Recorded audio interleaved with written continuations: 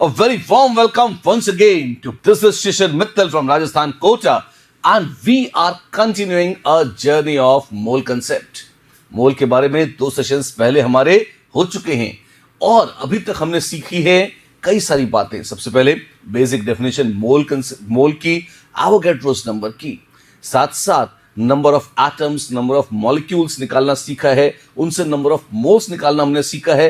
Atomic mass unit की चर्चा हुई है और मास एक रिलेटिव आइडिया है, इसको भी हमने देखा है. रिलेटिव एटॉमिक मास निकालकर ये सारे डिस्कशंस करके, relative atomic mass, relative molecular mass, इन सब के बाद आज हम शुरुआत कर रहे हैं मोलर मास से. जी हां, मोलर मास नाम से ही सजेस्टेड है. मोलर मास का मतलब क्या होगा? मास of 1 mole of a given substance. एक मोल क्या चीज है? कुछ भी हो सकता है. हाथी घोड़ा पाल की, जय कन्हैया लाल की, it can be just anything, है ना. आप देखें 1 मोल ऑफ एटम्स हो सकते हैं, 1 मोल ऑफ मॉलिक्यूल्स हो सकते हैं, 1 मोल ऑफ आयंस हो सकते हैं, 1 मोल ऑफ इंसान भी हो सकते हैं जो कि बहुत बहुत बहुत ज्यादा भारी हो जाएंगे. Let's not talk about that. आपको याद होगा 1 मोल चौक हमने ली थी तो लगभग चांद के बराबर पहुंच गए थे हम. तो that was too much, right, है ना. तो इसी तरह से अगर आप देखें, कहने का मतलब यह है कि 1 mole of anything is molar mass of that thing. एक एग्जाम्पल है, हाँ, जैसे डजन से अगर आप कंफर्टेबल हैं तो मान लीजिए आपके पास एक केला है. अच्छा, और मान लीजिए वो एक केला 50 ग्राम का है. ठीक है, 50 ग्राम्स मास है किसका? एक बनाना, एक केले का. तो 1 दर्जन केलों का मास कितना होगा? वेल, एक का है 50 ग्राम तो 1 दर्जन इन 12 का होगा 50 इंटू 12, 600 ग्राम. तो हम कह सकते हैं 600 grams is the dozen mass. Dozen mass 1 दर्जन किलो का मास. जैसे मोलर मास से डजन मास डिफाइन कर सकते थे अगर चाहते कि केलों का डजन मास कितना है, 600 ग्राम्स है. मतलब 1 दर्जन केले लोगे तो वो 600 ग्राम के होंगे. ऐसे ही अगर हम मोलर मास की बात करें, अगर 1 मोल एटम्स लोगे तो जो मिलेगा वो होगा उसका मोलर मास. किसका? एटम्स का.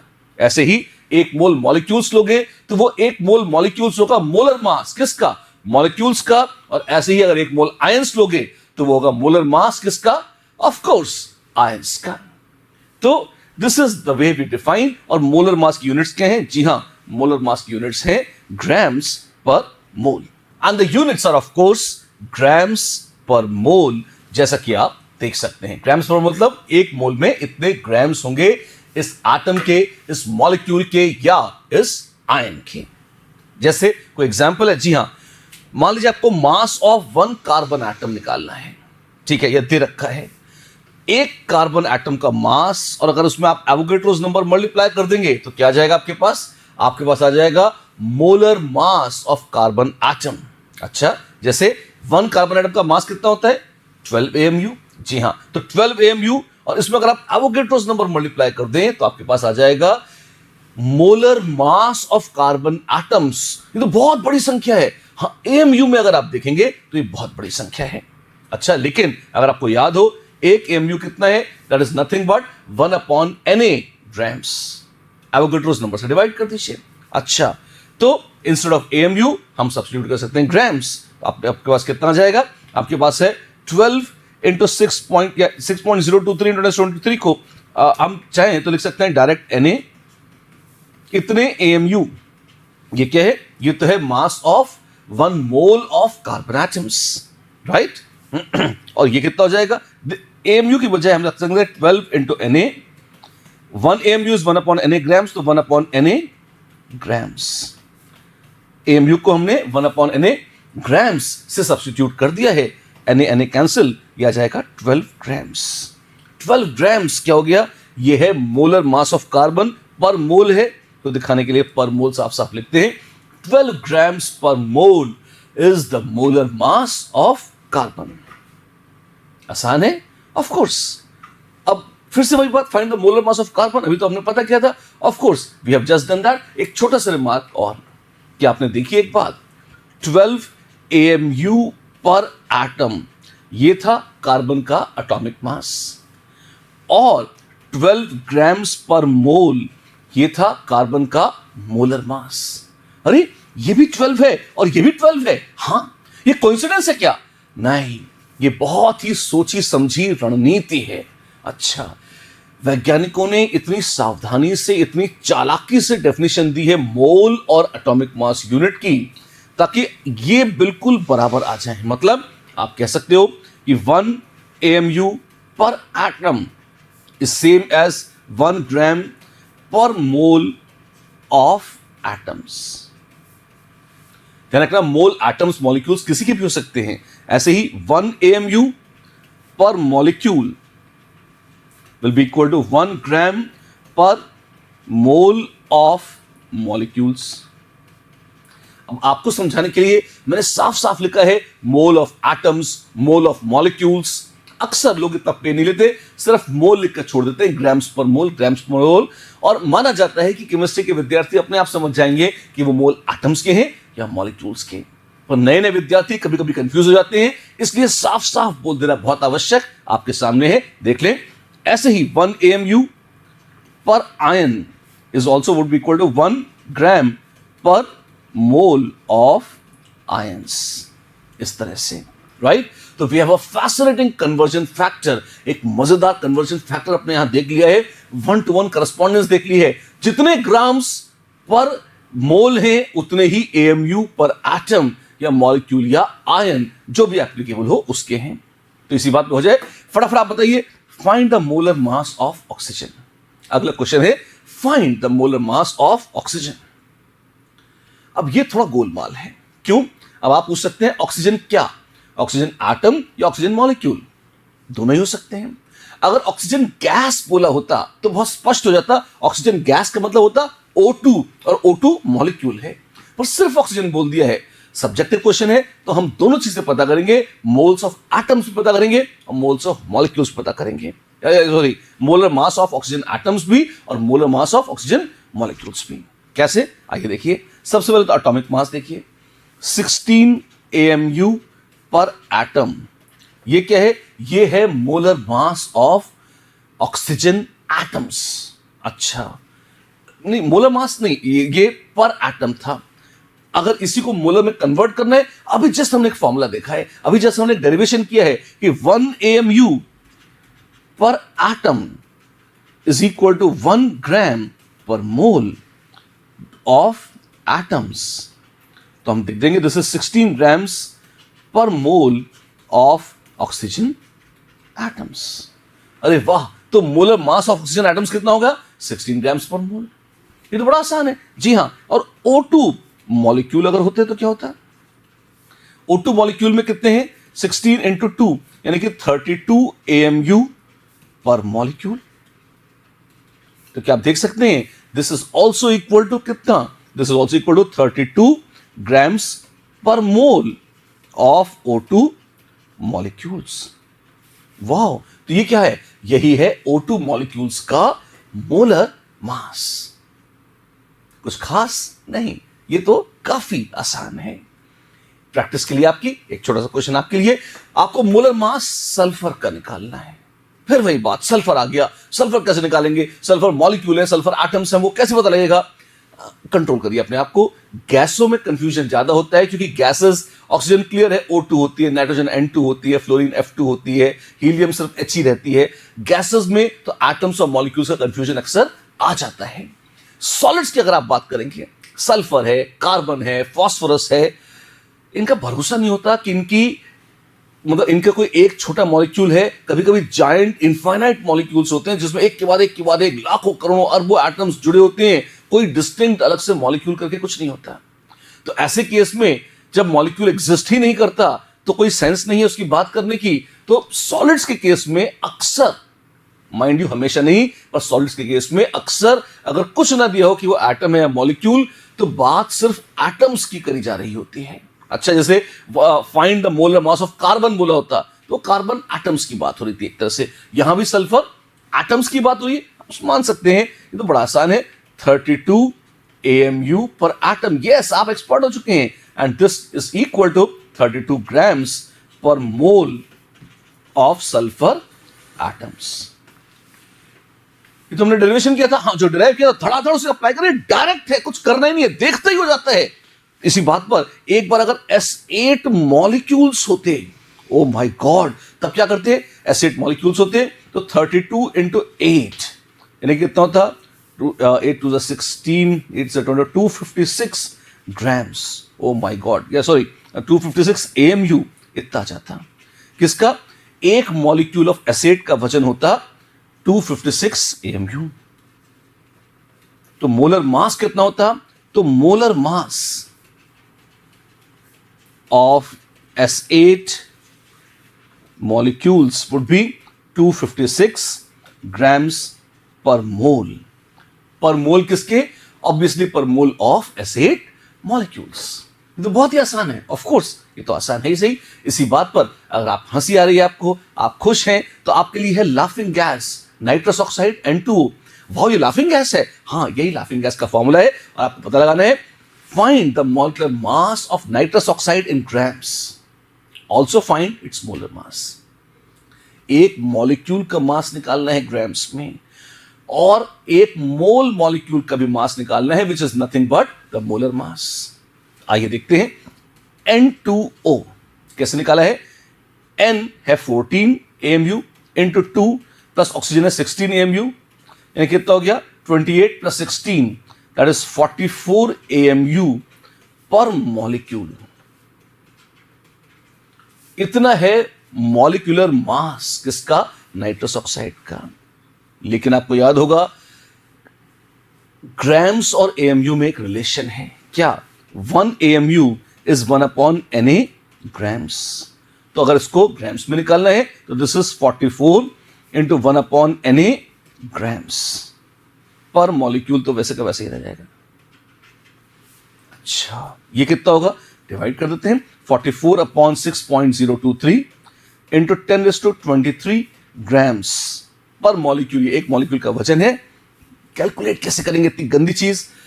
अप्रोक्सीमेशन कर लेते हैं।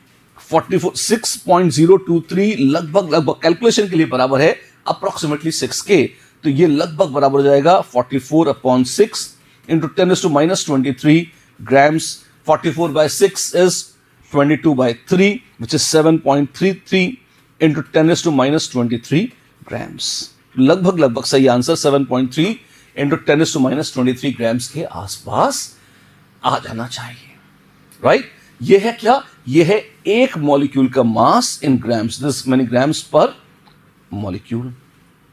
फिर कोई पूछता है मोलर मास निकालो, अरे ये तो बहुत ही आसान है, हमने 44 AMU पर मॉलिक्यूल बोला था, वैसे हो जाएगा 44 grams per mole of N2O molecules. क्यों? जितना है AMU पर मॉलिक्यूल उतना ही होगा grams per mole of molecules. यही तो हमने डिराइव किया था थोड़ी देर पहले। That makes you happy? Perfect. 6 नए शब्द देखने जा रहे हैं हम। अच्छा, कौन से? पहले 3 जो बहुत कॉमन है, अच्छे हैं। आगे वाले 3 जो कम कॉमन है, बकवास हैं, पर फिर भी एक बार देखने जरूरी है। 6 को देखते हैं। आइए, पहले 3 आपके पास है gram atomic mass, gram molecular mass और ग्राम आयनिक मास। ये क्या है? कुछ किताबों में लिखा होता है मास of atoms expressed in grams is called gram atomic mass. ये थोड़ा खतरनाक है। क्यों? अभी अभी आपने देखा mass of N2O expressed in grams कितना अजीब सा आ गया था, वो 10⁻23 के आसपास कुछ चला गया था। ठीक है, एक्चुअली जो सही डेफिनेशन होनी चाहिए वो है वो जो हमने यहां पे दे रखी है, ध्यान से देखिए, मास of 1 mole of atoms accept in grams या एक्सप्रेस्ड इन ग्राम्स। AMU में करेंगे तो बहुत बड़ी संख्या आ जाएगी। वैसे आप कोई नहीं भी बोले तो भी एटॉमिक मास को अक्सर ग्राम्स में ही लोग बोलते हैं, AMU पर मोल ऐसा करके कोई नहीं बोलता, पर फिर भी जस्ट टू बी श्योर लोग ऐसा बोलना पसंद करते हैं। तो ग्राम एटॉमिक मास क्या हो गया? The mass of 1 mole of atoms measured in grams. Gram molecular mass क्या हो गया? The mass of 1 mole of molecules expressed in grams. और ग्राम आयनिक मास क्या है? अब यार तो बहुत ही आसान है, बोलो फटाफट, तो बोलो। Yes, the mass of 1 mole of ions expressed in grams is called gram ionic mass. तो बहुत आसान है, ऑफ कोर्स।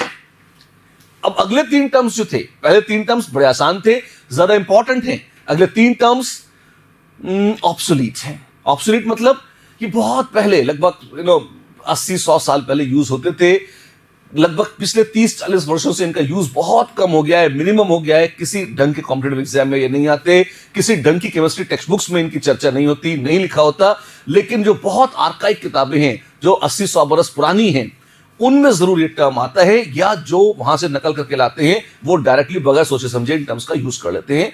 और बहुत क्लियरली जो हमारी केमिकल सोसाइटीज हैं उन्होंने कहा है कि इस टर्म को अवॉइड करना चाहिए, क्योंकि ये बड़ा कंफ्यूजिंग है, बड़ा अजीब है और अच्छा नहीं लगता। क्या है ये? इतनी निंदा करने के बाद बता रहा हूं, ग्राम एटम। ग्राम एटम क्या है? इससे फीलिंग ये आती है कि किसी के एटम्स का वजन 1 ग्राम है। ना ना, 1 ग्राम एटम, बहुत सावधानी से देखिएगा, is definitely not equal to 1 gram of atoms. ये 1 ग्राम वजन नहीं है एटम्स का। ग्राम एटम कंबाइंड रूप से एक फ्रेज है जिसका मतलब पुराने लोग कहते थे 1 मोल ऑफ एटम्स। अच्छा, तो 1 मोल ऑफ एटम्स है 1 ग्राम एटम। जी हां, तो 1 मोल ऑफ मॉलिक्यूल्स होगा gram molecule, 1 mole of ions होगा ग्राम आयन। हाँ जी, ग्राम आयन रामायण टाइप लगता है सुनने में, जो भी है ना, पर ये इस तरह से है, राइट। अगेन आई रिपीट, बहुत पॉपुलर नोटेशन नहीं है, सिर्फ ऑब्सोलीट किताबों में या वो किताबें जो ऑब्सोलीट सोर्सेस से बिल्कुल ब्लाइंडली नकल करी गई हैं उनमें ही आज की तारीख में ये देखने को मिलता है।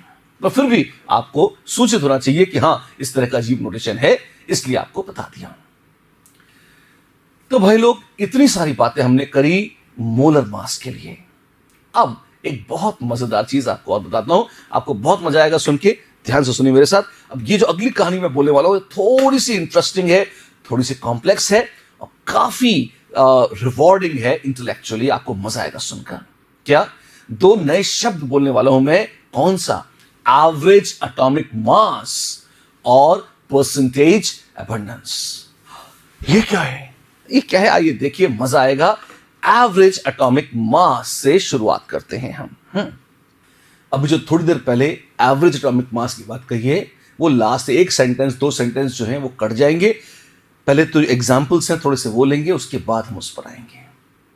इस क्लिप को काटने, ये क्लिप भी डिलीट होगी और इसके पहले वाली का अंतिम पोर्शन, अंतिम 1 या 2 सेंटेंस जिसमें हम एवरेज एटॉमिक मास और परसेंटेज अबंडेंस की बात करें कि बड़े अच्छे कॉन्सेप्ट हैं, ये वाला पोर्शन डिलीट होगा और एग्जाम्पल्स अभी पहले होंगे, उसके बाद ही आएगा। तो इसी बात पे आइए देखते हैं फटाफट 2020 मैच खेलते हुए कुछ questions. Find the gram atomic mass of sodium.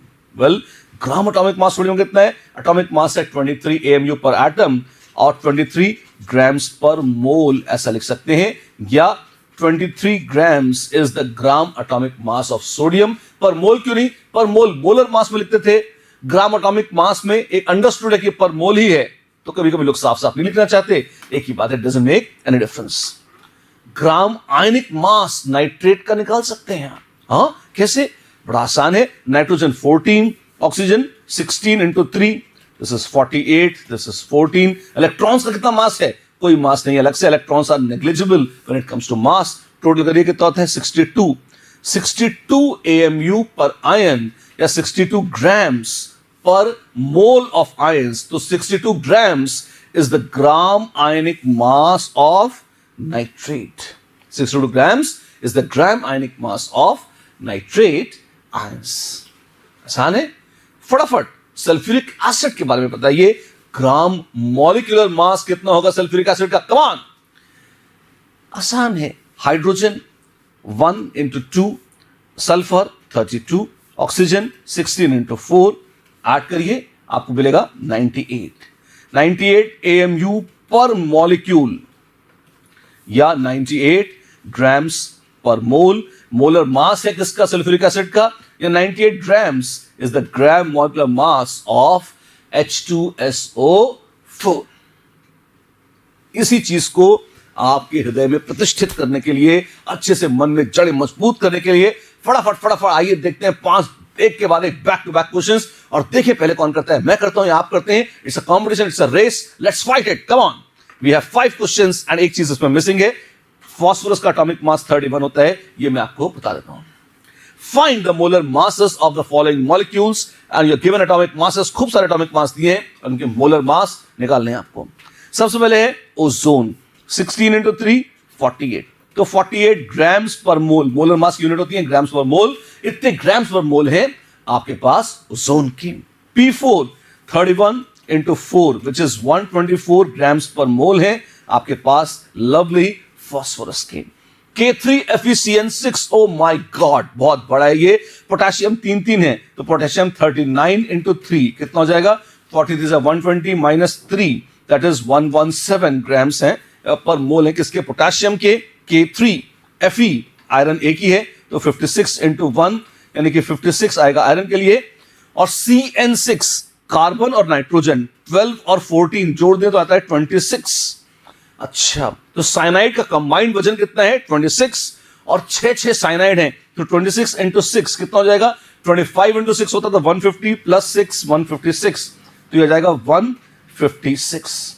क्या करेंगे, ऑफ कोर्स ऐड करेंगे, और क्या करेंगे, 6 is 12, 12 plus 7 19, 5 5 10 and to 12 and we have 3, so lovely, we have 329 grams per mole.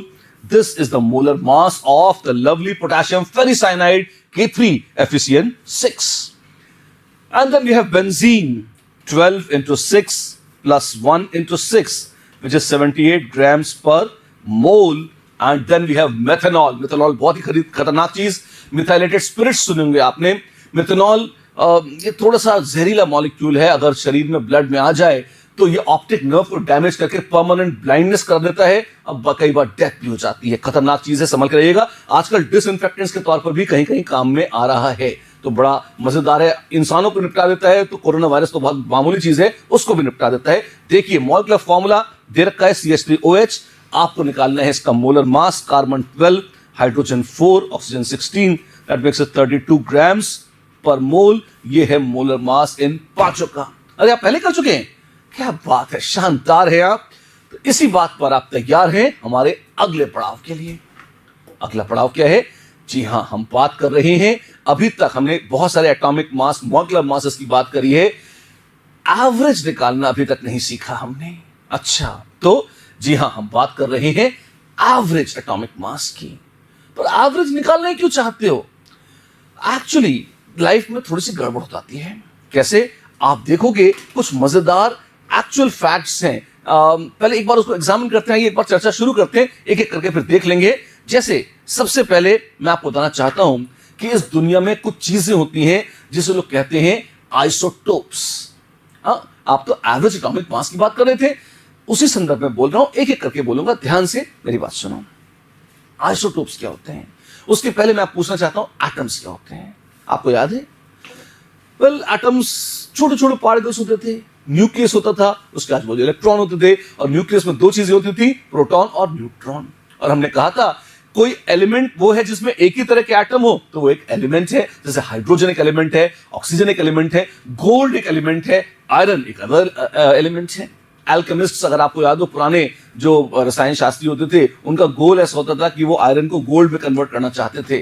अब this is before the beginning of modern chemistry, जब chemistry और जादू टोना साथ साथ चलते हुए माने जाते थे। ये बहुत पुराने टाइम की बात है। तो खैर वो सब तो अलग चीजें हैं, लेकिन ये बात आपको जरूर बताना चाहूंगा मैं कि किसी भी एटम को उसकी पहचान देने वाली चीज कौन सी है। क्या क्या क्या, ये कैसे पता लगता है कि ये एटम गोल्ड का है या आयरन का। हर एटम में है तो तीन ही चीजें, न्यूट्रॉन, प्रोटॉन, इलेक्ट्रॉन। तो गोल्ड का यही एटम है, या इस एटम को गोल्ड ही मानेंगे, दूसरे एटम को आयरन ही मानेंगे। ये डिस्टिंक्शन कहां से आती है, जी हां, ये डिस्टिंक्शन आती है नंबर ऑफ प्रोटॉन्स से। Number of protons which is also equal to number of electrons. पर इलेक्ट्रॉन्स का तो क्या है, लेन देन चलता रहता है, कभी इलेक्ट्रॉन किसी को दे दिए, कभी ले लिए। न्यूक्लियस में बैठे प्रोटॉन्स जहां है वहीं के वहीं बैठे रहते हैं, वो कहीं नहीं हिलते। तो नंबर ऑफ प्रोटॉन्स या जो एटॉमिक नंबर है, इससे पता लगता है भाई हमको कि ये एटम हाइड्रोजन का है या ये एटम ऑक्सीजन का है। अगर एटॉमिक नंबर 1 है मतलब हाइड्रोजन है, न्यूक्लियस में एक प्रोटॉन है। अगर एटॉमिक नंबर 8 है, 8 है, अष्ट है, तो इसका मतलब न्यूक्लियस में 8 प्रोटॉन बैठे हैं, तो जरूर ये ऑक्सीजन है। अरे वाह, तो किसी भी एलिमेंट की पहचान नंबर ऑफ प्रोटॉन से होती है। हाँ, तो नंबर ऑफ न्यूट्रॉन्स क्या है, कूड़े हैं? नहीं है, पर वो न्यूक्लियस में बस पड़े हुए हैं। अच्छा, और कभी कभी ऐसा होता है कि किसी भी एक एलिमेंट के लिए, जैसे हाइड्रोजन के लिए, नंबर ऑफ प्रोटॉन्स तो फिक्स हो गए 111, जैसे ही चेंज होंगे आपको ये हाइड्रोजन हाइड्रोजन नहीं कुछ और है, राइट? तो हाइड्रोजन जब तक है तब तक प्रोटॉन तो फिक्स्ड है 111, लेकिन नंबर ऑफ न्यूट्रॉन्स, ऐसा पाया जाता है प्रकृति में, भगवान ने ऐसे एटम्स बनाए हैं कि नंबर ऑफ न्यूट्रॉन्स बदल सकते हैं। अच्छा, जैसे जैसे नंबर ऑफ न्यूट्रॉन 1 हो सकता है, 2 हो सकता है और 0 भी हो सकता है। क्या 0 कहां से बोल दिया? ये तो मास नंबर है, कंफ्यूज मत हो जाइएगा। इसमें क्या है? न्यूट्रॉन्स, प्रोटॉन्स और neutron plus proton. Neutron plus proton 1 है, 2 है, 3 है। प्रोटॉन सब में 1 1 1 है, न्यूट्रॉन 0 1 2 ऐसा था। एक आइसोटोप होता है हाइड्रोजन का। आइसोटोप क्या होता है बताऊंगा भी, है ना। एक आइसोटोप होता है हाइड्रोजन का जिसे प्रोटियम कहते हैं। अच्छा, तो प्रोटियम में कोई न्यूट्रॉन नहीं है, सिर्फ एक प्रोटॉन है। अच्छा, आइसोटोप थे क्या? आइसोटोप उन 2-3 अलग अलग एटम्स को कहते हैं जिनमें नंबर ऑफ न्यूट्रॉन्स अलग अलग हो लेकिन नंबर ऑफ प्रोटॉन्स सेम हो। सेम नंबर ऑफ प्रोटॉन्स यानी कि सेम एलिमेंट है पर डिफरेंट नंबर ऑफ न्यूट्रॉन्स, इसका मतलब उसका वजन तो अलग है।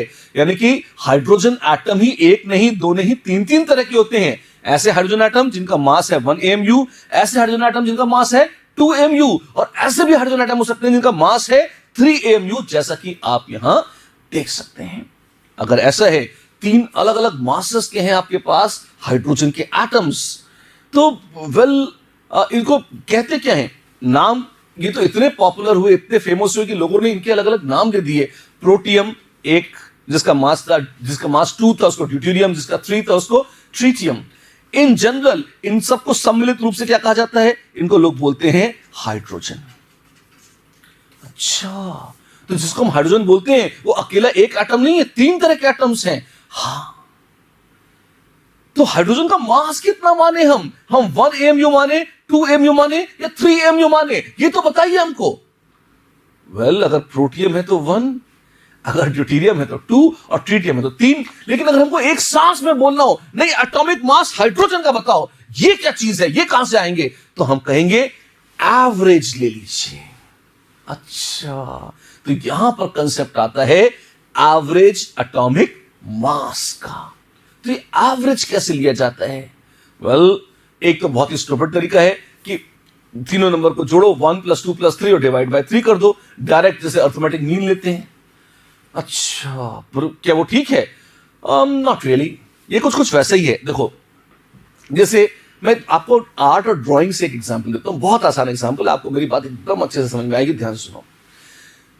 आप मुझे बताओ कि ऑरेंज कलर को कैसे बनाएंगे? आपके पास अगर बेसिक कलर्स ही हैं, आपके पास ऑरेंज कलर नहीं है पर बाकी कलर के बॉटल्स हैं, और आपको ऑरेंज कलर बनाना है, तो आप मुझे बताओ कि किन 2 कलर्स को मिलाकर आप ऑरेंज बना सकते हो?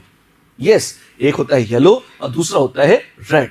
लाल और पीले रंग को, लोग लाल पीले हो जाते हैं, हाँ, एक्चुअली बोलना चाहिए कि वो ऑरेंज हो जाते हैं। हाँ, तो लाल और पीले रंग को मिलाइए तो ऑरेंज कलर नारंगी रंग बन जाता है, राइट?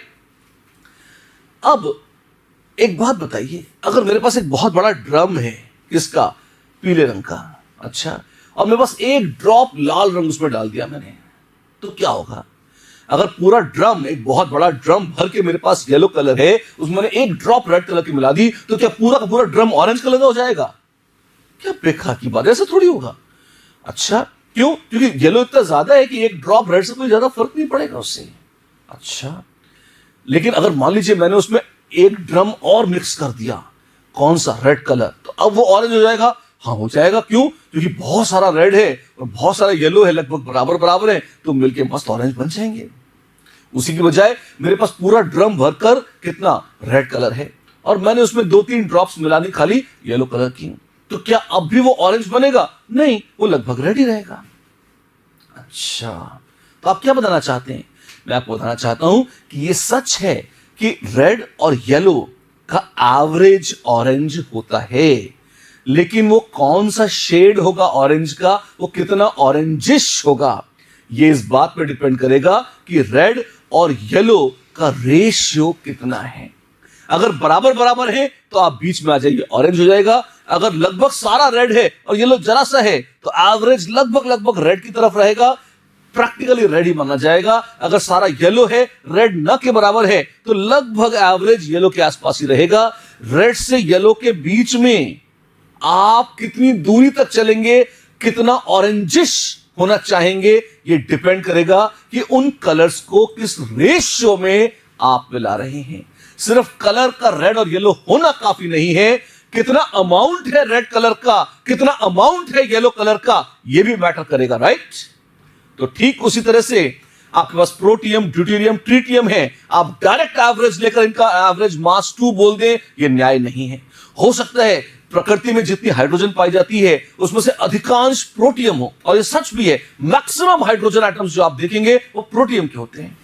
अच्छा, तो अगर लगभग सारे एटम्स प्रोटियम के, बहुत जरा सी ड्यूटेरियम है और बहुत ही जरा सी ट्रिटियम है, उनका एवरेज लेंगे तो एवरेज लगभग 1 के पास आएगा, या 2 के पास, या 3 के पास। जो ज्यादा है उसके पास आएगा एवरेज। ज्यादा अगर प्रोटियम है तो average will be very close to the atomic mass of hydrogen, which is approximately 1 AMU। Are you with मी?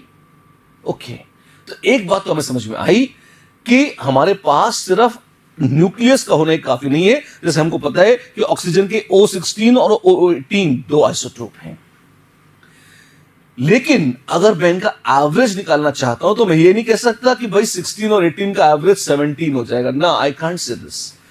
एक और चीज की मुझे जरूरत पड़ेगी। किस चीज की? मुझे यह जानना पड़ेगा कि कितना है O16 और कितने हैं O18 के एटम्स इस दुनिया में, इस प्रकृति में।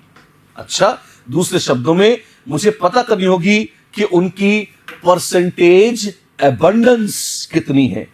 और ये क्या है? परसेंटेज आप समझते हैं। एबंडेंस का मतलब क्या? कि प्रकृति में कितना परसेंट एक आइसोटोप है और कितना परसेंट दूसरा आइसोटोप है। आपके मन में आ सकता है ये तो डिपेंड करता है कहां पे हो सकता है, पहाड़ों पे अलग परसेंटेज हो, नदियों में अलग हो, समुद्र में अलग हो, सरफेस पे अलग हो, समुद्र के तल में चले जाएंगे मारियाना ट्रेंच में, वहां अलग हो। ऐसा नहीं है। क्यों? ऐसा इसलिए नहीं है, आपको पता है धरती कैसे बनी है? ऑफ कोर्स धरती सूरज से बनी है। लोग ऐसा बताते हैं, वैज्ञानिक ऐसा बताते हैं कि सूरज से कुछ मास छिटक कर बाहर निकल आया था। कैसे निकला कोई नहीं जानता, पर कुछ मास सूरज का छिटक कर बाहर निकल आया और उसी से प्लैनेट्स बन गए। कम से कम हमने ज्योग्राफी में जब हम छोटे थे तब ये सुना था। बाद में दूसरे मीटियर्स वगैरह गिरते रहे, थोड़े बहुत छोटे मीटियर्स होते हैं, उनसे कोई बहुत पूरे प्लैनेट की कॉम्पोजिशन पर फर्क नहीं पड़ता। लेकिन सूरज से जो हिस्सा टूटकर निकला, तो धरती तो एक गरम आग का गोला थी पहले। हाँ जी, और ये जो गरम आग का गोला था, इसमें सब कुछ पिघला हुआ था। जी हाँ, तो सब कुछ मिक्स हो सकता था। हाँ, तो सब कुछ होमोजेनस था, सब कुछ बराबर सब तरफ फैला हुआ था। जी हाँ, फिर क्या हुआ? फिर हुआ ये कि धीरे धीरे वक्त बीता और धरती ठंडी होने लगी। ठंडी होते होते जम गई और फिर बहुत कुछ हुआ। जैसी इतनी सुंदर प्यारी धरती हमारी बनी है, वैसा हमें दिखती है अब, वैसी बनी। लेकिन आप देखें कि सूर्य में एक खास चीज हो रही थी जो धरती पर नहीं होती। क्या? Nuclear reactions. न्यूक्लियस को रिएक्ट करने के लिए बहुत भयानक, मतलब लाखों करोड़ों केल्विन टेम्परेचर चाहिए, बहुत ट्रेमेंडस प्रेशर चाहिए। इस तरह के महान टेम्परेचर्स और प्रेशर्स स्टार्स, सितारों में, जैसे सूर्य में उपलब्ध हो सकते हैं, वो भी उसके कोर ऑफ दिस स्टार्स में उपलब्ध हो सकते हैं। वो और कहीं उपलब्ध ही नहीं होते, धरती पर तो ये होते ही नहीं।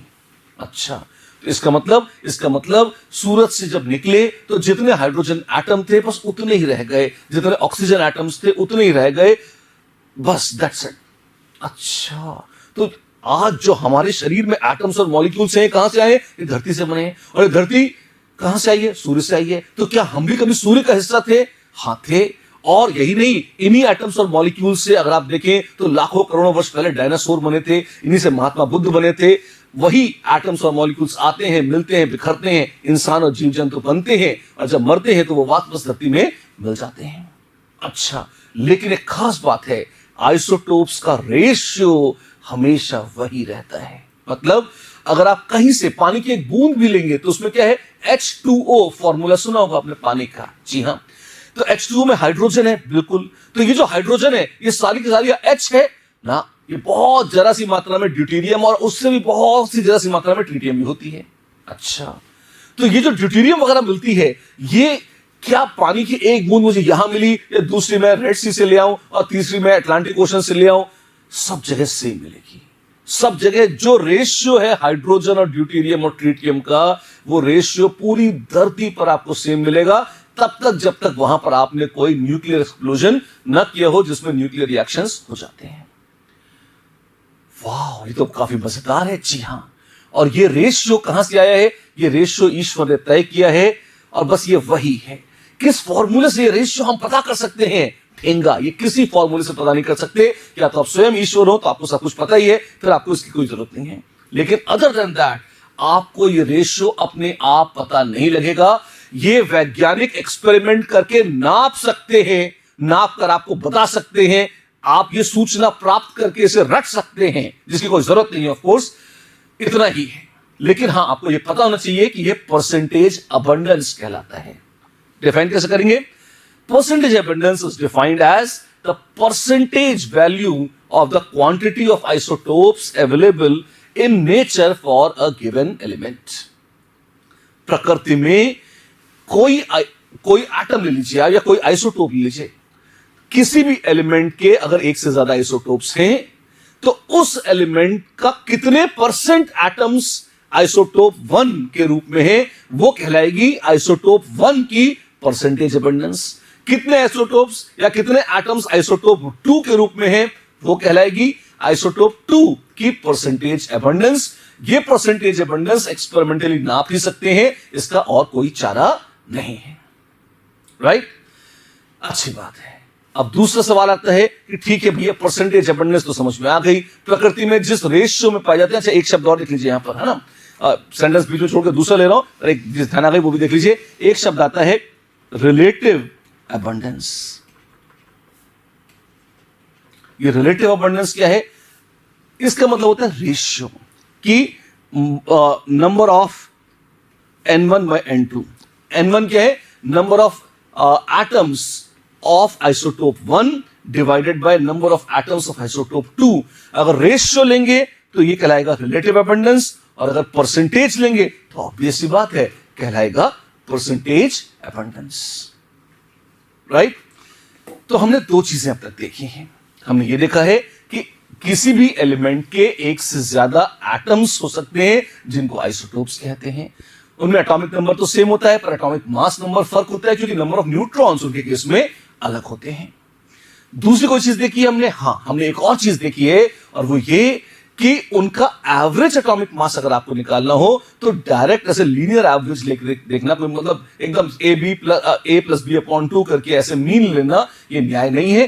क्यों? क्योंकि हो सकता है प्रकृति में वो अलग अलग रेशियो में पाए जाते हों, और ये जो रेशियो है कहलाता है रिलेटिव अबंडेंस, या ये परसेंटेज है कि किसी भी आइसोटोप की कितनी परसेंटेज है उस टोटल एलिमेंट में, वो कहलाएगा उस आइसोटोप की परसेंटेज अबंडेंस।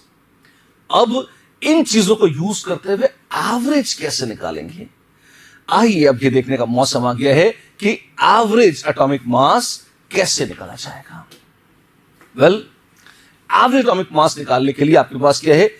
वेल, एक फॉर्मूला आपको दे रखा है यहां पे। वैसे तो ये फॉर्मूला, इसमें एक छोटी सी बाकी है, डिवाइड बाय 100 ऐसा कर लेना चाहिए। ये क्या है इस पर भी आऊंगा, पर उसके पहले बहुत फंडामेंटल कंसेप्चुअल फर्स्ट प्रिंसिपल से एक बेसिक चीज बताता हूं, आपको बड़ा अच्छा लगेगा। आप उसको देखिए पहले, ये एवरेज आया कहां से? बच्चे कई बार एवरेज से बहुत डर जाते हैं। जो मैं आपको बता रहा हूं वो बहुत ही आसान है, और उसके कारण आपके मन से अगर कोई डर पहले से है तो निकल जाएगा, और अगर नहीं है तो नया डर पैदा नहीं होगा। आपको बहुत आराम से समझ में आ जाएगा। बिल्कुल फंडामेंटल कंसेप्ट है, ध्यान से देखिए। देखिए, एवरेज डेंसिटी, एवरेज स्पीड, क्या ये शब्द आपने कभी सुने हैं? नहीं सुने हैं तो मुझसे सुन लीजिए। और वैसे अधिकांश जैसे फिजिक्स वगैरह में इसकी बात काफी हो जाती है। अच्छा, जैसे एक छोटा सा एग्जांपल फिजिक्स से लेकर दिखाता हूं। एक फॉर्मूला आता है, speed is equal to distance upon time. Right? तो हम कह देते हैं एवरेज स्पीड, ये क्या है? This is total distance travelled by total time taken. अच्छा, ऐसे ही एक और बताता हूं, जैसे डेंसिटी बराबर होता है मास अपॉन वॉल्यूम। तो एवरेज डेंसिटी क्या जाती है? It is total mass upon total volume. अच्छा, ठीक है। तो ये दो चीजें कहां से आ गई एकदम से? आप तो एटॉमिक मास और एवरेज एटॉमिक मास की बात कर रहे थे, मैं तो एक जनरल कंसेप्ट आपको बता रहा हूं, सिर्फ एटॉमिक मास का नहीं, किसी भी चीज का एवरेज आप ले लोगे, निकाल लोगे। अच्छा, कैसे? जैसे अब देखो एटॉमिक मास क्या है। Atomic mass is well mass of one atom. This is mass of one atom. और अगर एक ही एलिमेंट तो आप कह सकते हो ऐसे ही, एवरेज एटॉमिक मास कितना हो जाएगा? This is total mass of atoms divided by number of atoms. अच्छा, total mass of atoms divided by number of atoms. इसमें I hope you can see, mass of one atom में कुछ आपको divide करते हुआ फील किया होगा, but it is something like mass of atoms divided by number of atoms. तो average is total mass of atoms divided by total number of atoms. The atoms में B same, the atoms में be different, it doesn't matter. आप simply ऐसे चाहें तो average atomic mass बहुत ही आराम से निकाल सकते हैं। यही नहीं, एवरेज मॉलिक्यूलर मास भी निकाल सकते हैं। क्यों? क्या होगा? Total mass of molecules divided by total number of molecules, ऐसे भी निकाल सकते हैं, राइट? वो तो ठीक है। ऊपर एक मजेदार फॉर्मूला दे रखा है, ये कैसे है इसको भी देख लीजिए। एवरेज एटॉमिक मास को यहां पे ऐसे बताया हुआ है कि परसेंटेज एबंडेंस डिवाइडेड बाय 100 कर दीजिए into atomic mass of 1 plus percentage abundance of 2 divided by 100 कर दीजिए इनटू एटॉमिक मास ऑफ 2। ऐसे करके आप निकाल सकते हैं। ये क्या है? इसको वेटेज एवरेजेस लेना कहते हैं। ये कहां से आया है? इसको, इस रिजल्ट को आप बहुत मजे से डिराइव भी कर सकते हैं। किससे? इस कॉन्सेप्ट से जो हमने आपको बताया है। अच्छा, कैसे? एक एग्जाम्पल के माध्यम से करेंगे इसे। अच्छा, कैसे? आइए जस्ट करते हैं, आइए देखते हैं। आपको एक पहला एग्जाम्पल लेते हैं हम, हमारे जिगर के टुकड़े कार्बन का। एवरेज एटॉमिक मास, कार्बन के दो आइसोटोप्स हैं, आप देखिए बड़े खतरनाक और सुंदर लग रहे हैं। एक है C12 और एक है C13। अच्छा, प्रकृति में आपको ये दे रखा है, ध्यान रखिएगा, ये आप अपने आप फील नहीं आएगी, पर आपको अगर दे रखा है कि अगर C12 99% है और C13 खाली 1% पाया जाता है, और आपसे पूछा गया है please find the average atomic mass of carbon. हमसे कहा गया है बताओ कैसे निकालोगे। तो हम क्या करेंगे? हम कहेंगे कि एक तो जो बिल्कुल फर्स्ट प्रिंसिपल से अगर हमें देखना है तो हम कैसे देखेंगे? हम कहेंगे कंसिडर 100 एटम्स ऑफ कार्बन।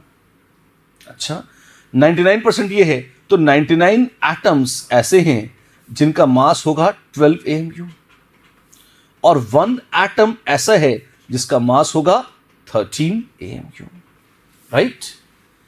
तो टोटल अगर ऐड कर दीजिए तो 100 एटम्स हैं और इनका मास कितना होगा? 12 × 99 + 13 इतना AMU। देख सकते हैं क्यों?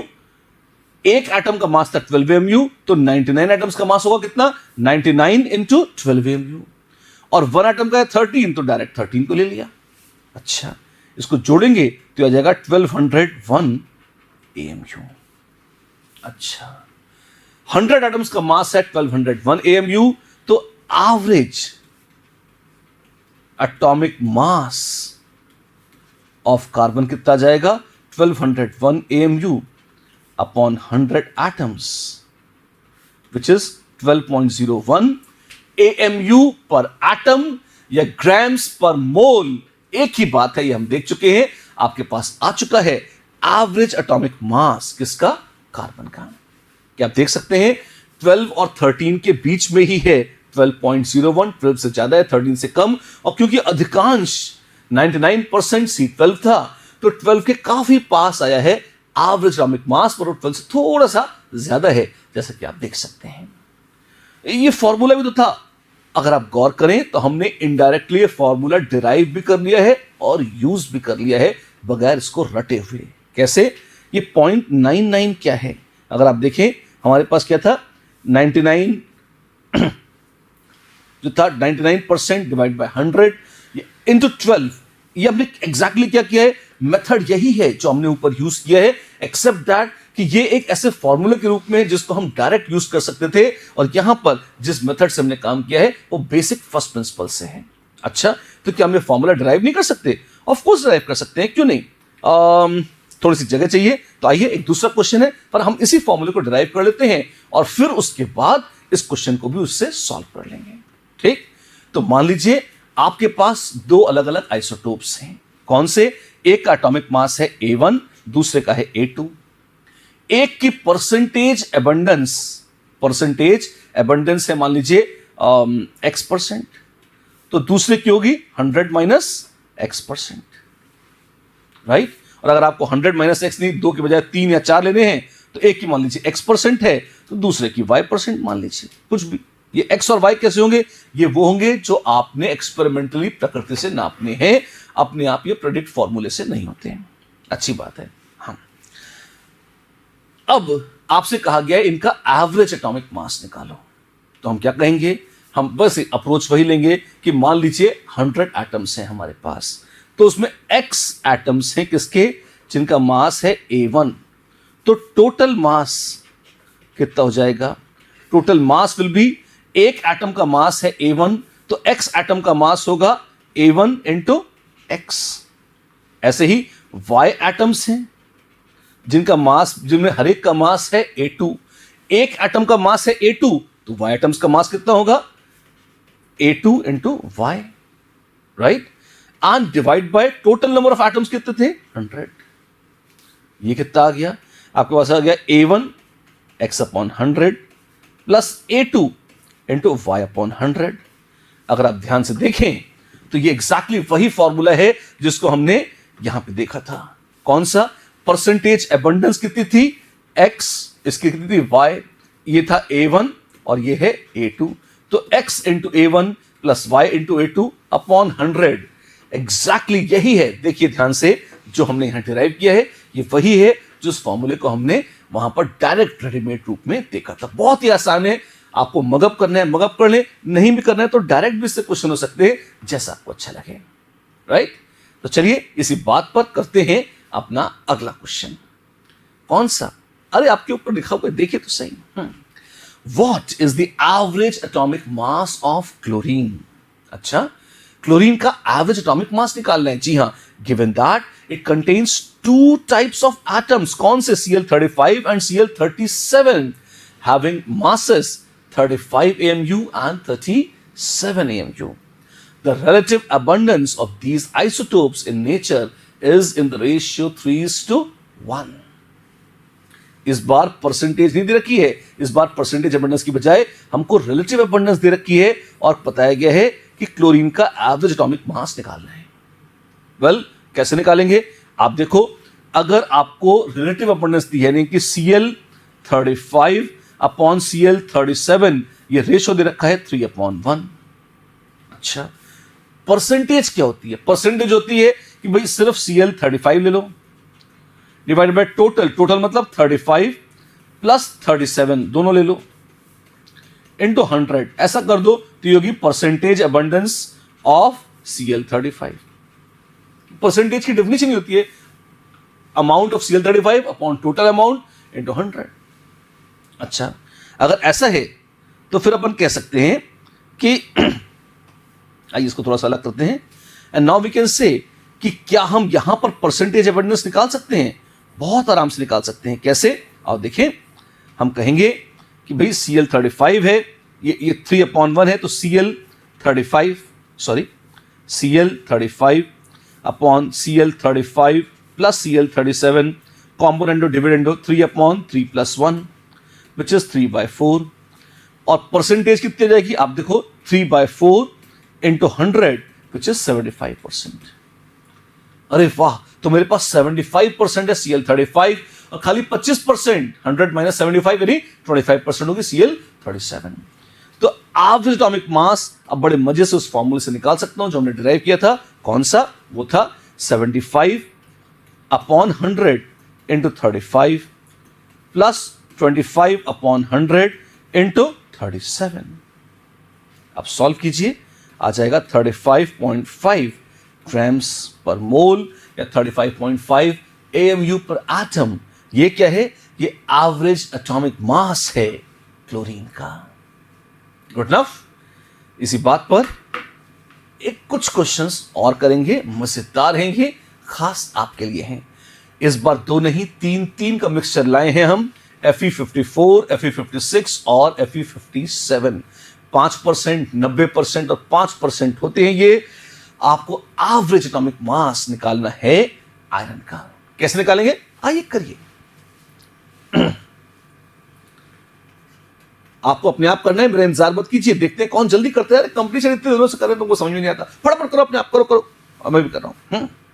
ए बार इज, मैं जो बोल रहा हूं सुनो मत, पहले अपने आप करो और फिर जब हो जाए तब मेरी बात सुनना, राइट? और तब तक आंसर ही आ गया है तो कुछ सुनने को है ही नहीं। This is A1, rather let us write it directly। हमारे पास क्या था? 5%, 5 upon 100 into atomic mass of 54, Fe54 is 54, plus 90 upon 100 into atomic mass of iron 56, which is 56, plus 5 upon 100 into atomic mass of 57, which is of course 57. Okay, now this looks like a fairly ugly calculation. Never mind, अपन फटाफट करेंगे इसे। कैसे? आप देखो, 54 can be written as 56 minus 2 into 5 plus 90 into 56 plus 5 है 56 plus 1 into 5, ऐसे कर लीजिए अपॉन 100। क्या फायदा हुआ? 56 को बाहर लीजिए, 5 plus 90 plus 5 minus 2 into 5 plus 1 into 5। This looks like a much easier calculation। कितना जाएगा? यह आ जाएगा 5600 अपॉन 100 which is 56 प्लस नहीं माइनस आएगा minus 5 by 100 which is 55.95 grams per मोल। क्या है ये? ये है एवरेज एटॉमिक मास। किसका? आयरन का, as per the given data. अगर पक्का करना है आपको एक क्वेश्चन और करना चाहिए। कौन सा? करिए इसको, देखिए। An element X, it has 3 isotopes, X20, X21 and X22. Oh my God. And the percentage abundance of X20 is 90%. अच्छा, 3 तरह के X हैं, एक है 90% और दूसरा है पता नहीं कितना, मान लीजिए X%, और तीसरा कितना है हमको नहीं पता, पर हमको पता है कि टोटल को अगर मान लीजिए ये 90% है तो इन दोनों को जोड़ेंगे, तीनों को जोड़ेंगे तो 100% है। उसमें से अगर एक ही 90% है तो बचे हुए दो कितने होंगे? ये जोड़कर होंगे 10%। अगर एक 90% है तो बाकी सब मिलाकर 100 हैं, तो बाकी दोनों जो बचे उनको मिलाकर 10% ही बचता है। इसमें से अगर x है, मतलब ये सेकंड जो 21 है वो है अगर x%, तो 22 हो जाएगा 10 minus x%। क्या आप देख सकते हैं कैसे? आप ऐड करके देखिए, 90 plus x plus 10 minus x, ये जोड़कर हो जाएगा 100, राइट? इस तरह से। तो हमारे पास 3 आइसोटोप्स हैं, X20, X21 और X22। एवरेज एटॉमिक मास दे रखा है 20.11 और परसेंटेज अबंडेंस पूछी है। अब आप कहेंगे, आप तो कह रहे थे परसेंटेज अबंडेंस हम किसी फॉर्मूले से नहीं निकाल सकते। हाँ, वो तो एक्सपेरिमेंटली कैलकुलेट करनी होती है, यस। लेकिन यहां पर हमें एवरेज एटॉमिक मास दे रखा है, तो एवरेज एटॉमिक मास से आप कैलकुलेट करना चाहो कर लो, पर बगैर किसी डेटा के अपने आप कोई ऐसा फॉर्मूला हो जिसे हम ऑटोमेटिकली प्रेडिक्ट कर ले, वो नहीं हो सकता। एवरेज भी कहां से आया? एवरेज भी परसेंटेज अबंडेंस ने इनसे किसी ने निकाला होगा, निकालकर आपको दे दिया, आपने उसे क्वेश्चन में यूज कर लिया, इतना ही है बस। और हमें बैक कैलकुलेट करना है कि परसेंटेज अबंडेंस कितनी है X21 की, जिसको हमने मान लिया है X। फॉर्मूला है हमारे पास average 20.11, this is equal to A1X1 20 into 90 upon 100 plus 21 into x upon 100 plus 22 into 10 minus x upon 100। This is beautifully simple. Yes it is. Multiply कर दीजिए. 2011 which is 1800 plus 21x plus 220 minus 22x. Therefore, you can see 21 minus 22, this is x is equal to, this is 1800 plus 220, this is 2020, oh my god, minus 2011, which gives me 9%. Percentage कैसे लगाई? x को percent बना था इसलिए. तो हम कह सकते हैं परसेंटेज एबंडेंस ऑफ x21 कितनी है? This is 9%. Right? Well done. जिस तरह से इतने पापड़ बेल बेल कर हमने एवरेज एटॉमिक मास पर महारत हासिल करी है, आइए वक्त आ गया है उसी तरह से हम बात करें एवरेज मॉलिक्यूलर मास की. डरने की जरूरत नहीं है. जो कंसेप्ट एवरेज एटॉमिक मास का था वही इसका है, which is equal to total. ये सिग्मा मतलब क्या होता है? जिसका मतलब होता है टोटल. तो total mass of all the molecules divided by total number of all the molecules. Total mass of all the molecules divided by total number of all the molecules. अगर आप mass of molecules AMU मिलेंगे और number of molecules गिन के लेंगे 1 2 3 4 ऐसा करके, तो ये AMU पर molecule की यूनिट्स में आ जाएगा. अगर आप टोटल मास ग्राम्स मिलेंगे और नंबर मोल्स मिलेंगे तो ग्राम्स पर मोल की यूनिट्स में भी आ जाएगा. और आपको पहले भी पता है एएमयू पर molecule is equal two grams per मोल. किसी में भी ले लें एक ही बात है. कंसेप्ट देखा हुआ है. अभी एवरेज एटॉमिक मास में खूब चर्चा में आया था. तो आइए फटाफट डायरेक्ट इसको अप्लाई करते हैं और देखते हैं ये कितना हमारे कब्जे में आया. बोला है if a gas mixture contains 560 grams of nitrogen gas and 320 grams of oxygen gas, find the average molecular mass of the gas mixture. Well, बहुत सारी नाइट्रोजन है, ऑक्सीजन है. आइए एक बार ग्राम्स पर मोल में निकालेंगे आप. ठीक है, तो देखते हैं नाइट्रोजन और ऑक्सीजन. नाइट्रोजन होती है N2, गड़बड़ मत कीजिएगा, और ऑक्सीजन होती है O2. जी हां. मास कितना दे रखा है इनका? वेल, मास दे रखा है 560 और 320 ग्राम्स. इस तरह से डेटा को सिस्टमैटिकली एक टेबल में अगर आप डाल देते हैं तो कई बार सॉल्व करना आसान हो जाता है. ये हमें आइडिया कैसे लगेगा? बच्चे पूछते हैं कि हम कब टेबल बनाएं. जब आपको कन्वीनियंट लगता हो बना लें, बस इतना ही है. जो गिवन डेटा है वो मैंने लिख लिया है. पता क्या करना है मुझे? मुझे मोल्स पता करने थे. तो मोल्स कहां से पता लगाऊंगा मैं? मोल्स पता लगाने का फिर एक तरीका और है. क्या मोल्स ही पता लगाने हैं? तो आई कैन से इसका मॉलिक्यूलर मास क्या है.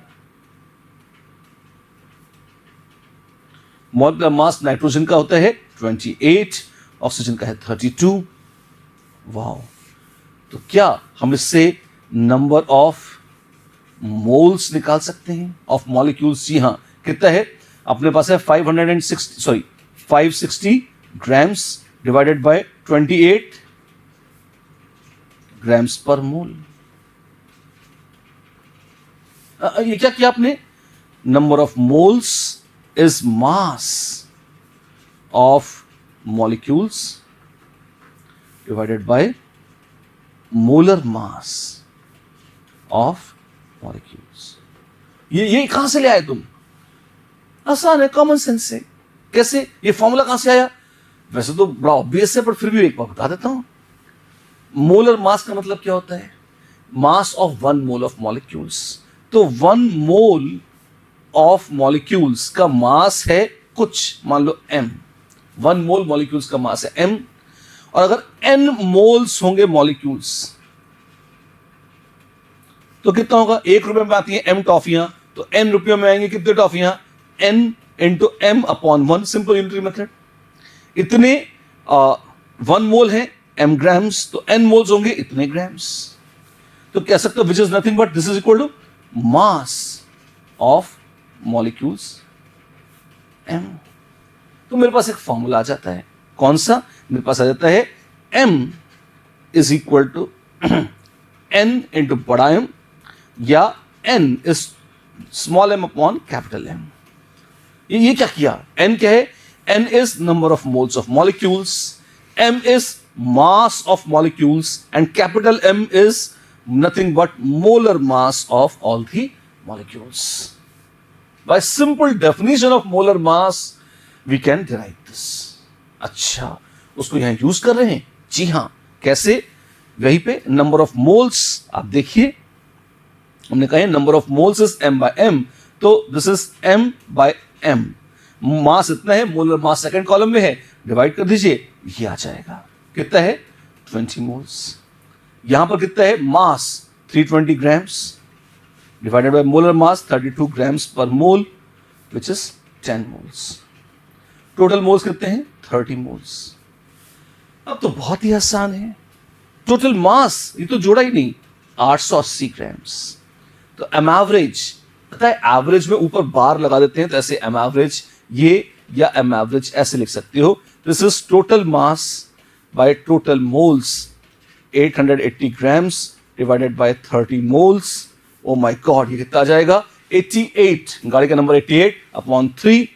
3 2 6, 7 8, 28 3 9 27, तो 29.33 ग्राम्स पर मोल. ये आ गया एवरेज एटॉमिक मास किसका? उस गैस मिक्सचर का जिसमें थी N2 और थी O2. मजा आया आपको? बेहतरीन क्वेश्चन. इसी बात पर यार एक दो की तो और प्रैक्टिस बनती है, फटाफट इसको करो. कैसे? ये तो हवा में हो जाएगा. हाँ, हवा ही है हमारे पास. मोलर कॉम्पोजिशन ऑफ एयर दे रखी है आपको, 79% है nitrogen, 21% oxygen. Average molecular mass पता करना है. ओ माय गॉड, कैसे करेंगे? हमने अब निकाला तो वैसे कर सकते हैं, अदरवाइज यहां परसेंटेज डायरेक्ट दे रखी है. आप ऐसा कह सकते हैं कि 100 मॉलिक्यूल्स मानो, कंसिडर 100 मॉलिक्यूल्स ऑफ एयर. उसमें नाइट्रोजन के हैं 79 और ऑक्सीजन के हैं 21 मॉलिक्यूल्स. मास कितना हो जाएगा? 79 इंटू 28, सॉरी 79 इंटू 28 AMU, ये मास है नाइट्रोजन का. 21 इंटू 32 AMU, ये मास है ऑक्सीजन का. टोटल मास कितना होगा? 79 इंटू 28 प्लस 32 इंटू 21, इतने AMU.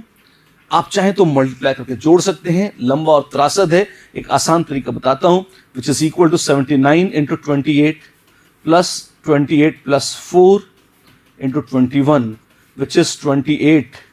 79 प्लस 21 प्लस 21 इंटू 4, इतना आ जाएगा 2800. ये डायरेक्टली 100 हो गया. आप देखिए, प्लस 84 विच इज 2884 AMU, इतना आ गया. That is good.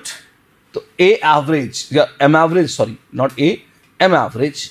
M average कितना जाएगा? M average is total mass 2884 AMU by total number of atoms 100, या सॉरी मॉलिक्यूल्स, तो 100 मॉलिक्यूल्स.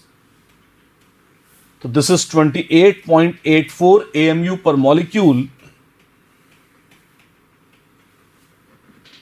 या which is also equal to 28.84 grams per mole. आपको याद होगा, आप भूले नहीं होंगे, grams per mole is same as AMU per atom या AMU per molecule, depending upon moles किसके हैं, एटम्स के या मॉलिक्यूल्स के.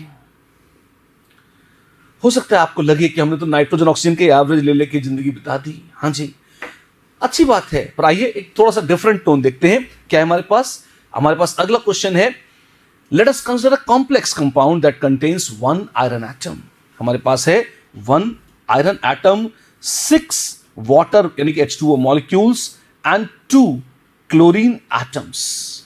What is the molar mass of that complex? ठीक है, अगर आप देखें, बस इतना इतना उसमें है, इतना ही कॉम्प्लेक्स है, इसको जोड़ देना है. तो पहले तो मॉलिक्यूलर मास निकालते हैं. Iron is 56, water is 18 and 18 कैसे आ गया? 2 प्लस 16 18, है ना. And chlorine is 35.5 into 2. This is 108, this is 56 and this is 71. आइए जोड़ लीजिए, कितना हो जाएगा 56, I mean 6 + 4, 6 + 8 is 14 + 1 15, and we have 5 + 1 6, 6 and 0 6, 6 + 7 13, 235 AMU per molecule, या which is 235 grams per mole. तो molar mass of complex, it is hardly complex, कितना है 235 grams per mole. Fantastic, fantastic.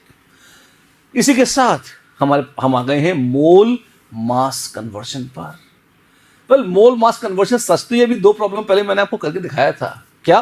We just derive the formula. क्या? यही था, number of moles n is mass upon molar mass. यहां पे एक चीज और बताना चाहता हूं, ये जो नंबर ऑफ मोल्स 2 चीजों के हो सकते हैं. कौन से?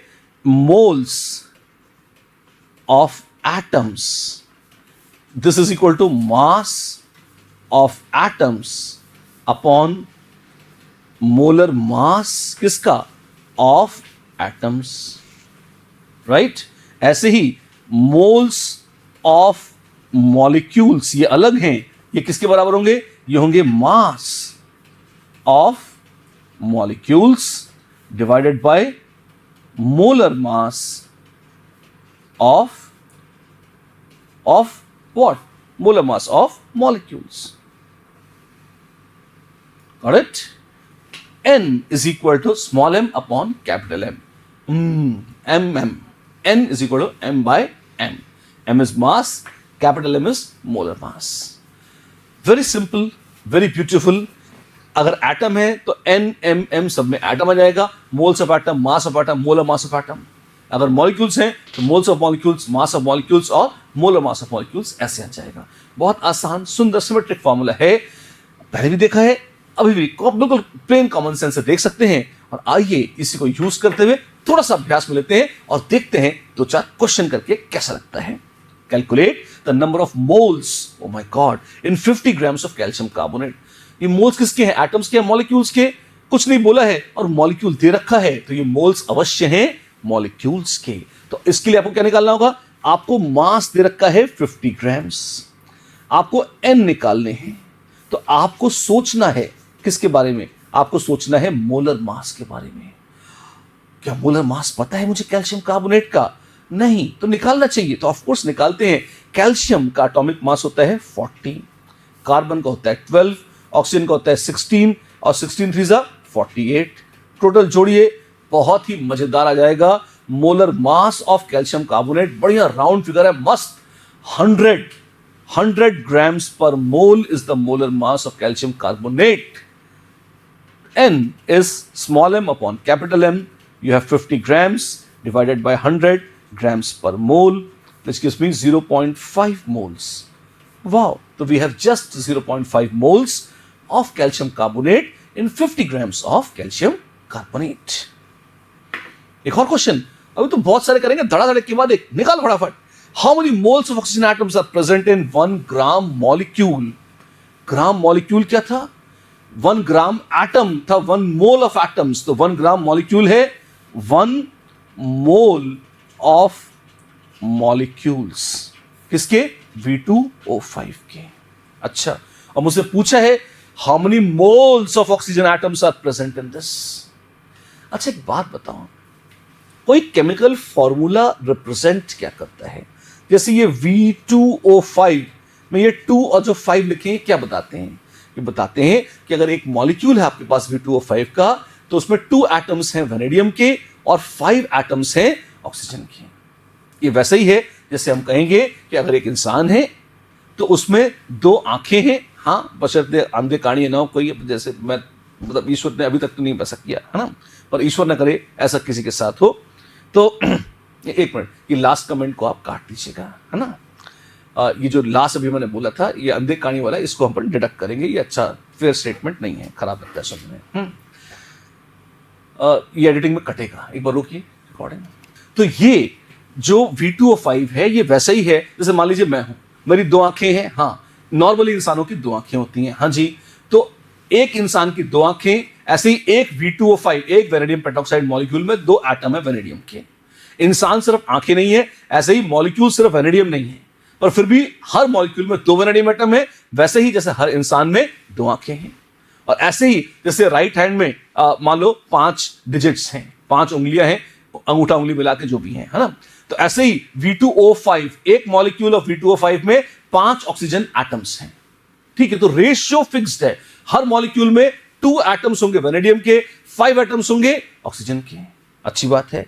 तो अगर आपके पास 1 मोल मॉलिक्यूल्स हैं V2O5 के, 1 मॉलिक्यूल में था 2 और 5, तो 1 मोल मॉलिक्यूल में होगा 1 mole into 2 atoms of vanadium and 1 mole into 5 atoms of oxygen. आसान है, देख सकते हैं आराम से। तो बस यहां जो नंबर लिखा है और यहां जो नंबर लिखा है उन्हें मल्टीप्लाई कर दें तो आपको मिल जाएंगे नंबर ऑफ एटम्स या number of moles of atoms. अगर यहां पर मोल लिखा है तो आपको मोल्स ऑफ एटम्स मिलेंगे, यहां नंबर ऑफ एटम्स लिखे हैं तो मल्टीप्लाई, या नंबर ऑफ मॉलिक्यूल्स लिखे हैं यहां पर तो यहां भी आप मल्टीप्लाई करके आपको नंबर ऑफ एटम्स मिलेंगे डायरेक्ट। तो हमारे पास कितना, हमारे पास 2 मोल्स हैं वेनेडियम एटम्स के और हमारे पास 5 मोल्स हैं किसके, ऑक्सीजन एटम्स के। Got it? Beautiful and this a very lovely interpretation of the chemical formula. कैसे लिखते हैं फॉर्मूला, उससे डायरेक्ट आ जाता है ये। एक और क्वेश्चन, जी हां, calculate the number of moles किसके, मॉलिक्यूल या आयन दिया है तो आयन ही होगा, number of moles of ions in 66 grams of hydrazinium ion. और ये बाबा, हाइड्रोजीनियम आयन को कैसे देखेंगे, क्या है ये हाइड्रोजीनियम आयन? बड़ा मजेदार है, हाइड्रोजन रॉकेट फ्यूल्स वगैरह में काम आती है, उसी से आयन बना है hydrazinium ion. N2H5 plus nitrogen 14 into 2 plus hydrogen 5 plus charge या माइनस चार्ज का कोई वजन होता नहीं है, तो कितना हो जाएगा 28 प्लस 5 33 ग्राम्स पर मोल। ये है मोलर मास हाइड्रोजीन का, और मास दे रखा है 66 ग्राम्स। तो number of moles of ions कितने हो जाएंगे, mass by molar mass which is 66 grams by 33 grams per mole which makes it 2 moles. Oh, lovely. So I have 2 moles of ions in 66 grams of hydrogenium ions. एक छोटा सा question और, इसमें कितने mole nitrogen atom और कितने मोल hydrogen atom है ये निकाल सकते हैं? हाँ, अगर मेरे पास N2H5 प्लस था तो मैं क्या करूंगा, मैं कहूंगा 2 इंटू 2 ने 4 मोल्स हैं N एटम्स के, और 2 इंटू 5 यानी कि 10 मोल्स हैं किसके, H एटम्स के। किसमें, इस हाइड्रोजीनियम आयन में जो 66 ग्राम्स जिसके हमको दिए हुए हैं। ये क्वेश्चन में पूछा नहीं था, पर जैसे पहले वाला क्वेश्चन V2O5 था उसी के कंटिन्यूएशन में एक एक्स्ट्रा चीज भी हमने आपसे कैलकुलेट करा ली और आपको बता दी है। राइट? क्वेश्चन तो करते ही जाने बेटा, मोल में तो प्रैक्टिस ही प्रैक्टिस है, रुकना ही नहीं है। क्वेश्चन अगला तुम्हारे पास आ गया है, how many moles of O2 molecules and O atoms are present in 80 grams of oxygen. 80 gram है बेचारी ऑक्सीजन के। अब मॉलिक्यूल्स और एटम्स में बच्चे बड़ा कंफ्यूज रहते हैं इसमें। देखिए, मोल्स ऑफ O एटम्स, ये 80 ग्राम्स ऑक्सीजन क्या है, अक्सर ऑक्सीजन O2 के रूप में होती है। अच्छा, कुछ नहीं बोला है तो O2 के रूप में मान सकते हैं हम। अगर O2 के रूप में है ये ऑक्सीजन, तो उसमें एटम्स क्या है, प्लीज नोट O2 में O एटम 2 बार है, तो हैं तो सारे के सारे उसमें 80 ग्राम्स। अगर O2 का मास है तो अलग से ऑक्सीजन एटम्स का मास कितना होगा, उन बेचारों का भी मास उतना ही होगा, कितना, 80 ग्राम्स, क्योंकि उन्हीं से तो O2 बनी है। तो 80 grams, N is M by M, 80 grams. Please note mass of oxygen atoms also is 80 grams, और उन्हीं को जोड़ जोड़ के O2 मॉलिक्यूल्स बने हैं, तो O2 मॉलिक्यूल्स का भी वजन उतना ही होगा, कितना, 80 ग्राम्स। जैसे ईंटें जोड़ जोड़ के मकान बनाया है, अगर सिर्फ ईंटें जोड़ के मकान बनाया है तो जितना सारा ईंटों को जोड़ के मास आएगा उतना मास हो जाएगा किसका, मकान का मास। उसी तरह से divided by atomic mass. Now moles of atoms हैं तो आप एटॉमिक मास ऑफ ऑक्सीजन लेंगे which is 16 grams per mole of O atoms. तो ये आ जाएगा कितना, 5 moles of O atoms. Confusion ना हो इसलिए साफ साफ लिख दिया है ओ एटम्स। मॉलिक्यूल्स भी तो पूछे हैं, तो लिखिए मोल्स ऑफ O2 मॉलिक्यूल्स कितना हो जाएगा, मास ऑफ O2 मॉलिक्यूल्स फिर से उतना ही है 80 grams divided by molar mass of O2 molecules कितना है 32 grams per mole, which is 2.5 moles of O2 molecules. Right, बिल्कुल कंफ्यूज नहीं होना है, O एटम्स अलग हैं, O2 मॉलिक्यूल्स अलग, लेकिन मजे की बात है O एटम से ही जुड़कर O2 बन जाता है, तो जो मास था O2 मॉलिक्यूल्स का उतना ही मास था किसका, O एटम्स का, इसलिए बढ़िया से हमारा काम चल गया।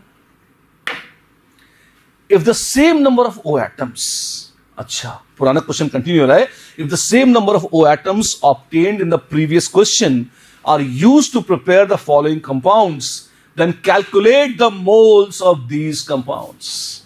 वेल, कंपाउंड्स नहीं मॉलिक्यूल्स हैं वैसे तो ये, क्यों, क्योंकि O3 तो बेचारी एलिमेंट है, कंपाउंड नहीं है, बट डजंट मैटर, इमोशनल मतलब ये छोटी सी बात है टेक्निकल। अपने पास 5 मोल्स थे किसके, O एटम्स के, और मान लीजिए इससे X मोल्स बनते हैं किसके, ओजोन के। तो O एटम्स को लेकर बना दी ओजोन, 5 मोल O एटम्स हैं, तो इतने ही mole same number of moles of O atoms must be present in ozone। Ozone में भी इतने ही मोल्स ऑफ O एटम्स जाहिर सी बात है होने चाहिए थे। वो कितने हैं, आइए मल्टीप्लाई करके देख लेते हैं कितने हैं। X मोल्स थे किसके, ओजोन के, तो X इंटू 3x मोल्स हैं किसके, O एटम्स के। अरे लेकिन O एटम्स के मोल तो 5 मोल थे, पिछले क्वेश्चन में निकाला था, तो therefore X is equal to 5/3 moles. ये कितने हैं, ऑफ ओजोन मॉलिक्यूल्स। तो ओजोन मॉलिक्यूल्स के 5/3 मोल्स या 1.67 मोल्स होंगे।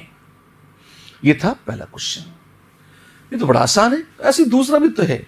अब दूसरे में एक गड़बड़ है, क्या, V2O5 में सिर्फ ऑक्सीजन नहीं है, इसमें वैनेडियम भी है। वो कहां से आया, लाए होंगे कहीं से, पर हमको तो ये बताया है कि भाई 5 मोल्स थे O एटम्स के, उनको यूज किया, और मान लीजिए Y मोल्स बना लिए V2O5 के। मान लीजिए Y मोल्स बनाए V2O5 के, तो उसमें मोल्स ऑफ O एटम्स कितना है, 5Y मोल्स हैं किसके, O एटम्स के, और ये बराबर है किसके, 5 मोल्स के।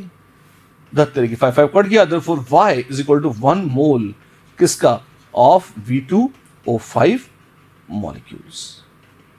तो इससे अगर V2O5 बनाएंगे तो 5 मोल्स बन जाएंगे V2O5 मॉलिक्यूल्स के। आसान है, बेहतरीन है। इस तरह से हमारी यात्रा चलती हुई आ रही है। फटाफट एक क्वेश्चन और है। अब जैसे जैसे हम क्लोज पर आ रहे हैं, अगेन प्रैक्टिस को इंटेंसिफाई कीजिए, फटाफट करिए। आपको दिए हैं 124 ग्राम्स व्हाइट फॉस्फोरस के। फॉस्फोरस 31 होता है एटॉमिक मास, और व्हाइट फॉस्फोरस का फॉर्मूला क्या होता है, P4। Calculate the number of P4 molecules and P atoms. Just जैसे ऑक्सीजन का किया था, आपको प्रैक्टिस के लिए वैसा ही केस करा रहे हैं फॉस्फोरस का। फटाफट सॉल्व करिए अपने आप।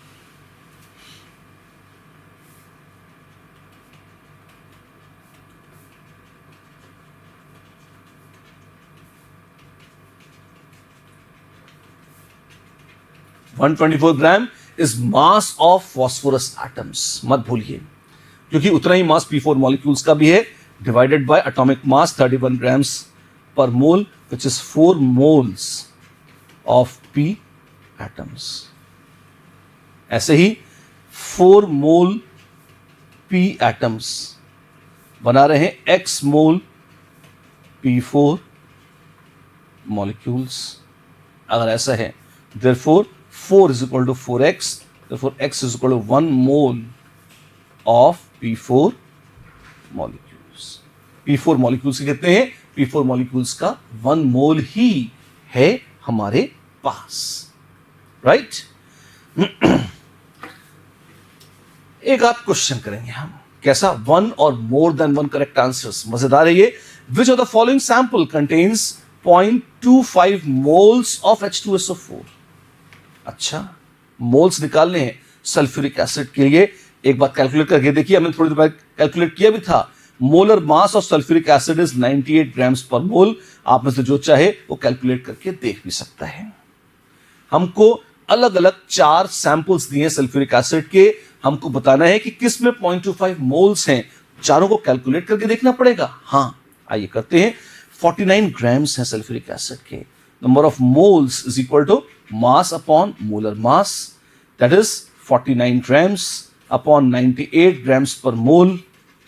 हमेशा यूनिट्स के साथ लिखना चाहिए, विच इज 0.5 मोल्स। तो क्या वन आंसर है? नहीं, ए आंसर नहीं है, क्योंकि 0.25 के बराबर करने थे हमें। तो फिर बोला है 24.5 ग्राम्स ऑफ सल्फ्यूरिक एसिड। क्या आप एक बात देख रहे हैं क्या? 49 का हाफ है 24.5। मास को हाफ कर दिया है, तो मोल्स कितने हो जाएंगे? मोल्स भी हाफ हो जाएंगे, 0.25 मोल्स। अरे इतने तो चाहिए थे। जी हां, तो क्या ए में जो सही नहीं हुआ वो बी में हो जाएगा? जी हां, बी में हो जाएगा। सी, इतने molecules H2SO4। O my God, ये कैसे निकालेंगे? आइए देखते हैं। N is also N upon Na. Number of moles is number of molecules by Avogadro's number, 3.0115 upon into 10 raised to 23 upon 6.023 into 10 raised to 23. मस्त कैंसिल होंगे 1/2 which is 0.5 moles. A is same as C. Both are not the answers. क्या आप देख सकते हैं? C का exact half है D। अच्छा, कैसा? 3 का आधा 1.5, 115 का भी आधा 0.0575, इस तरह से। तो डी इज आंसर। यस, तो करेक्ट आंसर साथ बी डी। ध्यान रखिएगा, more than one correct answers में आपको अगर आपने एक भी गलत ऑप्शन मार्क कर दी तो पूरा क्वेश्चन गलत हो जाता है और माइनस मार्क्स मिलते हैं। और अगर खुदा न खास्ता एक सही किया और बाकी छोड़ दिया तो भी पार्शियल मार्क्स तो मिलने की संभावना रहती है, अगर वन और more than one correct answers आए तो। राइट, चलिए इसी बात पर एक और question. Which of the following substances contain greater than 6.023 into 10⁻22 chlorine atoms? बहुत ही ट्रिकी है ये। Cl एटम्स हैं, Cl2 मॉलिक्यूल नहीं है, ध्यान रखिएगा। और ये कितना हुआ? N is N upon Na, 6.023 into 10⁻23 upon 6.023, sorry 22 तो दे रखा है और 10⁻23 एवोगाड्रोस नंबर है। 0.1 मोल, हमें 0.1 मोल दे रखे हैं क्लोरीन एटम्स के। अच्छा, और हमें क्लोरीन एटम्स इन सब में भी निकालने पड़ेंगे। ओरे बाबा, कैसे? कैलकुलेट करते हैं, थोड़ा लंबा है पर मजेदार है। आइए करते हैं। ABCD हर पार्ट अपने आप में एक स्वतंत्र क्वेश्चन के बराबर है। कैसे? 5 ग्राम्स हैं क्लोरीन के। अच्छा, 5 ग्राम्स से क्लोरीन के, यानी कि 5 अपॉन 35.5 मोल्स हैं Cl एटम्स के। ओ वाह, ये कितना है? क्या ये 0.1 से ज्यादा है? आइए देखते हैं। 0.1 का मतलब होता है 5, 1/10 है, 5/50 होता है इसका मतलब। अच्छा, और ये है 5 अपॉन 35.5। क्या ये ज्यादा है 5 अपॉन 50 से? डिनोमिनेटर कम है तो ओवरऑल संख्या ज्यादा है। जी हाँ, तो क्या इसमें ज्यादा एटम्स होंगे? हाँ होंगे। वाह, क्या ये आंसर है? हाँ है। हमें तो सिर्फ ग्रेटर देन लेस देन बताना था, एग्जैक्ट कैलकुलेशन नहीं करना था, हमने डायरेक्ट कर दिया। हाँ, क्या किया? देखो, जब ये 5/35.5 आया तो मुझे लगा कि ये तो डिवाइड करने में बहुत जान निकल जाएगी, तो मैंने कहा खाली कंपेयर तो करना है। ए ऑप्शन में हमारे पास है 5 अपॉन 35.5 मोल्स किसके? Cl एटम्स के। और हमें कंपेयर करना है किससे? कि 0.1 मोल Cl एटम से ज्यादा है कम, ये ग्रेटर देन है या लेस देन है 0.1 मोल से। 0.1 was 1/10 which is 5/50। 5 से क्यों किया? न्यूमरेटर दोनों के सेम है, 5/5। डिनोमिनेटर 50 है, यहाँ 35.5 है। जिसका डिनोमिनेटर कम होगा वो ओवरऑल संख्या बड़ी होगी, इसका कम है तो ये बड़ी है। जी हाँ, क्या ये बड़ी है? बिल्कुल, जवाब बड़ी है। अगर थी तो ये आंसर है। यस, आंसर है। A is the answer. Got it? ऐसे ही देखते हैं बी, सी और D. B, 60 grams of NaClO3। Oh my God, इसको कैसे कैलकुलेट करेंगे? आइए देखते हैं। 60 ग्राम्स NaClO3 के हैं। यानी कि NaClO3 का पहले तो मॉलिक्यूलर मास निकालना पड़ेगा। सोडियम है 23, Cl है 35.5 और 16 3 48 है ऑक्सीजन। कैलकुलेट करिए, 8 + 8 16, 3 3 6 10, 106.5। Atomic mass of NaClO3 is 106.5 grams per मोल। तो दिस इज मोलर मास और मास दे रखा है इतना। अच्छा, तो नंबर ऑफ मोल्स n कितने हो जाएंगे? नो, एक बात पे बहुत ध्यान से देखें, moles of NaClO3 molecules. This is mass of NaClO3 molecules, which is 60 grams, divided by molar mass of NaClO3 molecules, which is 106.5 grams per mole. मुझे Cl एटम्स निकालने हैं, पर मुझे यहां पर मास जो दे रखा है वो Cl एटम्स का नहीं है, मास NaClO3 का है। तो मोलर मास भी मुझे पूरे NaClO3 का लेना पड़ेगा और number of moles of molecules भी जो मिलेंगे वो Cl एटम्स के नहीं, NaClO3 के मिलेंगे। कितने? इतने आ जाएंगे भाई, जितने भी आए, भगवान की इच्छा। इतने मोल, यानी कि आप कह सकते हो 60/106.5 मोल है NaClO3। और एक NaClO3 में अगर एक NaClO3 मॉलिक्यूल है तो उसमें एक Cl एटम है। एक NaClO3 मॉलिक्यूल में एक Cl एटम है। इसका मतलब जितने मोल्स हैं इंटू वन यानी कि 60/106.5 मोल्स होंगे मेरे पास Cl एटम्स के। ठीक है, क्या यह 0.1 से ज्यादा है? वेल, 0.1 से ज्यादा तो लग रहा है। क्यों? अगर जैसे डिनोमिनेटर है 106.5 और न्यूमरेटर होता 10.65, तो ये था 0.1। ध्यान दीजिए, डिनोमिनेटर सेम कर दिया है। न्यूमरेटर अगर 10.65 होता तो 0.1 था, हमारा न्यूमरेटर 60 है। तो क्या ये 10.65 से ज्यादा है? बहुत ज्यादा है। तो क्या ये नंबर 0.1 मोल से ज्यादा है? ज्यादा है, बिल्कुल। तो क्या आंसर है? जी हां, ये आंसर है। ठीक है, 0.1 मोल्स ऑफ KCl। 1 KCl में 1 एटम है Cl का, तो 0.1 मोल में कितने? 0.1 मोल होंगे Cl एटम्स के। क्या वो ग्रेटर देन 0.1 है? नहीं, 1 इक्वल टू है पर ग्रेटर देन नहीं है। तो क्या ये आंसर है? नहीं, ये आंसर नहीं है। 0.5 मोल्स ऑफ Cl2 यानी कि 0.5 इंटू 2 यानी 1 मोल ऑफ Cl एटम्स है। अरे बाबा, तो बहुत ज्यादा है। तो क्या ये 0.1 से ज्यादा है? हाँ है। तो क्या ये आंसर होना चाहिए? ऑफ कोर्स ये आंसर होना चाहिए। तो the correct answer is ABD, आबाद। Right? So there we are. I hope आपने अभी तक बहुत सफिशिएंट प्रैक्टिस कर ली है। हमारे मोल कंसेप्ट के थर्ड सेशन में बहुत सारे इंटर कन्वर्जन हमने देखे, एवरेज एटॉमिक मास को हमने देखा है बड़े एग्जॉस्टिवली, बड़े अच्छे से। और चलिए चलते हैं और फटाफट देखते हैं अगली क्लास के लिए एक प्यारा सा, अच्छा सा, सुंदर सा होमवर्क क्वेश्चन। ध्यान रखना, ये क्वेश्चन आपको मैं अगली क्लास में बताऊंगा, आपको सॉल्व करके रेडी रखना है। अगली क्लास में हम इसे डिस्कस करेंगे। इंस्टेड ऑफ ग्राम्स, बस क्वेश्चन है, ध्यान से देखो। लिखा है instead of grams if the Indian units of measuring mass tola had been chosen. कभी आप ज्वेलर्स के पास जाएं, सुनारों के पास जाएं, तो वो गोल्ड को जब वे करते हैं तो कहते हैं इतने रुपए तोला, ऐसे करके बोलते हैं। तोला एक पुरानी इंडियन यूनिट है। तोला, रत्ती, माशा, इस तरीके से हमारे स्टैंडर्ड वेट्स पहले भारत में हुआ करते थे। तो मान लीजिए ग्राम्स जो आज की यूनिट है, ग्राम्स की बजाय हर जगह व्यवहार में एक दूसरी यूनिट आ रही होती, ग्राम्स की बजाय तोला आ रहा होता। अगर वो यूनिट के तौर पर ग्राम्स की बजाय तोला यूनिट्स के तौर पर चोजन होता, and please note the conversion, 1 तोला इज इक्वल टू 11.66 ग्राम्स। 1 तोला इज इक्वल टू 11.66 ग्राम्स।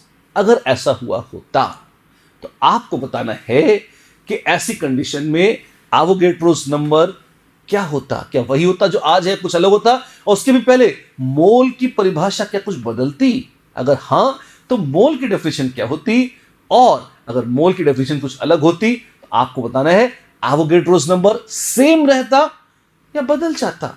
अगर सेम रहता तो क्यों, और अगर बदल जाता तो क्यों और कितना, ये बताएंगे अगली बार। तब तक के लिए नमस्कार।